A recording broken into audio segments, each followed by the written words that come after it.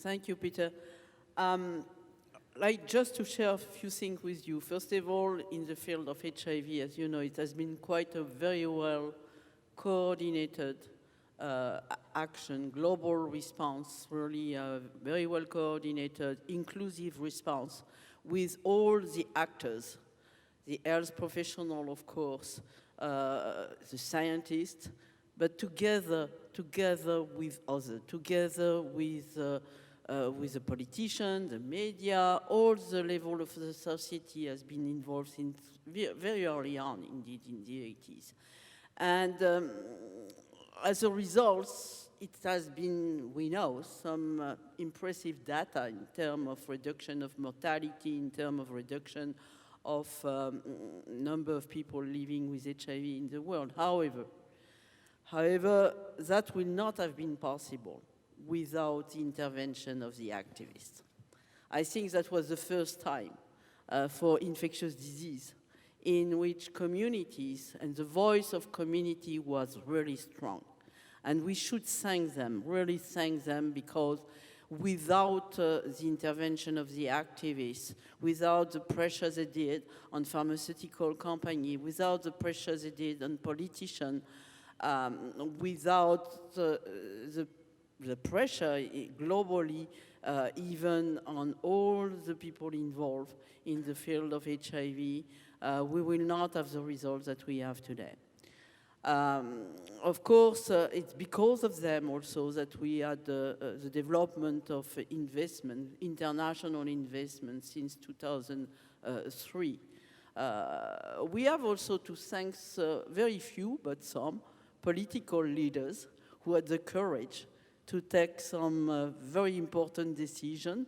I'm thinking about the president in Brazil in the past regarding, not taking into consideration the intellectual properties and deciding to produce a drug generic in his countries.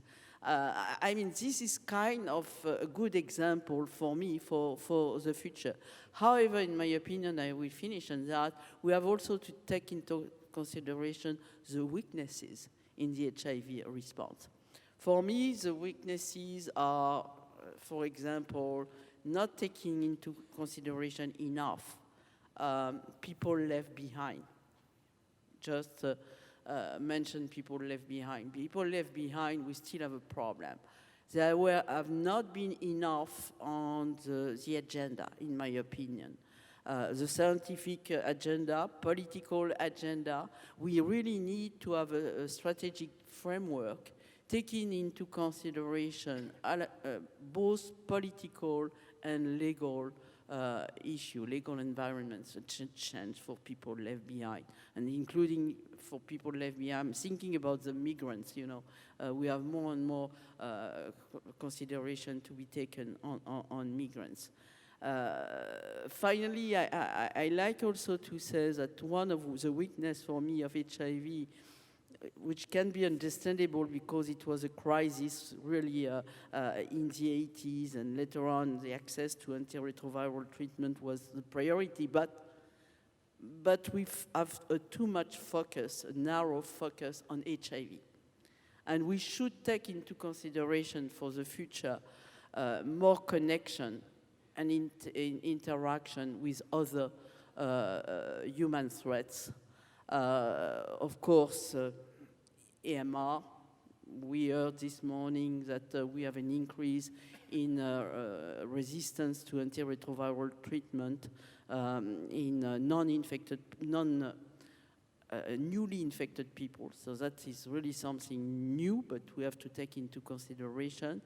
We have to interact with people working on AMR, on TB, and also on non-communicable disease as well, because there are more and more similarities, scientifically speaking, between HIV latency and non-communicable disease. So this is certainly the future for HIV response, to take into account more, let's say, diversity in terms of leadership, in terms of partnership, especially in a moment where the funding for the future is raising questions.